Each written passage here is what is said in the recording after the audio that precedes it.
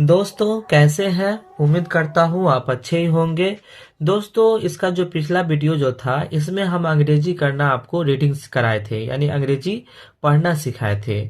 दोस्तों इस वीडियो में ये जो भी अंग्रेजी में लिखा हुआ है उसका हम एक एक वर्ड का हिंदी करेंगे, जिससे आपको आसानी से अंग्रेजी का हिंदी करने आपको आएगा।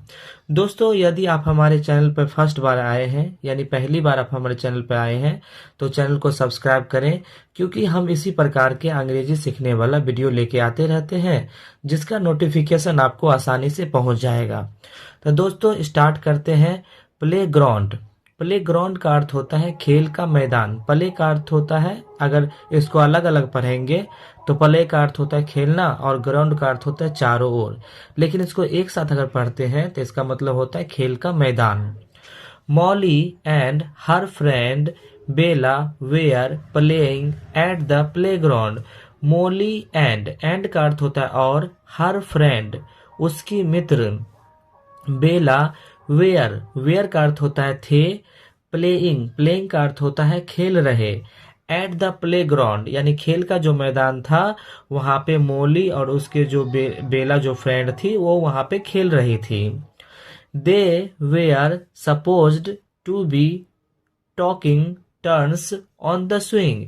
दे का अर्थ होता है वे, वेयर का अर्थ होता है थे, सपोज्ड का अर्थ होता है कल्पना करना, टू का अर्थ होता है की ओर, बी का अर्थ होता है होना, टेकिंग का अर्थ होता है ले रहे, टर्न का अर्थ होता है मुड़ना, ऑन द स्विंग यानी झूला पर, यानी वे लोग जो थे वे झूला पे झूल रहे थे और एक कल्पना भी कर रहे थे।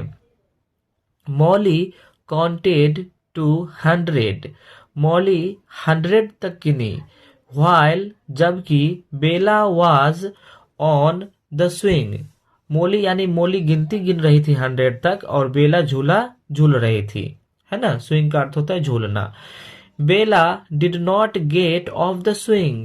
बेला जब 100 पूर गया तब भी बेला उस पर से वो जो झूला जो था उस पर से वो नहीं उतरी। डिड नॉट का अर्थ होता है नहीं और गेट का अर्थ होता है पाना यानी होना, यानी बेला 100 पूरने के बाद भी वो उससे नहीं उतरी थी। बेला आई काउंटेड टू 100। बेला बोली कि मैंने 100 तक गिनती गिनी। इट्स माई टर्न, ये अभी मेरी बारी है। सैड मॉली से ये बात बेला बोली कि मैं 100 तक गिनती गिन चुकी हूँ, अब मेरी बारी आ गई। You counted too fast. तुमने तेजी से गिना। इट्स स्टिल माई टर्न, यह अभी मेरी ही बारी है। बेला सेड यानी बेला बोली कि तुम जल्दी जल्दी गिनती थी, है ना, ये अभी मेरी ही बारी है। Molly was upset. मॉली परेशान थी।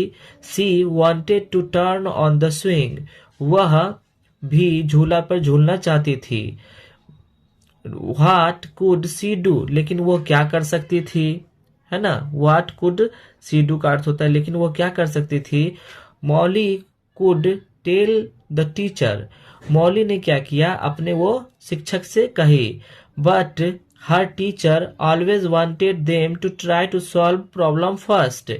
लेकिन उसके जो शिक्षक जो थे वो बोले कि पहले तुम लोग आपस में इस जो प्रॉब्लम है इसको सॉल्व कर लो, है ना। व्हाट कुड सी ट्राई, वो क्या कोशिश कर सकती थी, है ना। व्हाट का अर्थ होता है क्या, कुड का अर्थ होता है सकना, सी का अर्थ होता है वो, ट्राई का अर्थ होता है कोशिश, यानी वो क्या कोशिश कर सकती थी। She decided to try using on. उसने निर्णय किया कुछ यूज करने का। आई मैसेज, मैं मैसेज करता हूँ। That means to tell the other person how you are feeling, यानी उसने बोला कि मैं अब दूसरे जो आदमी है उसको मैं ये बात कहती हूँ, है ना, तुम देखो मैं बोलती हूँ उसको। Why you feel that way, आप ऐसा क्यों महसूस करते हैं। And what they can please do to make it better, can please do का अर्थ होता है क्या कर सकते हैं, to make it better यानी जब ऐसा सिचुएशन आपको आ जाए तो आप इसे बेहतर बनाने के लिए आप क्या कर सकते हैं। दोस्तों यहाँ पे इसके जो राइटर हैं ये पूछ रहे हैं।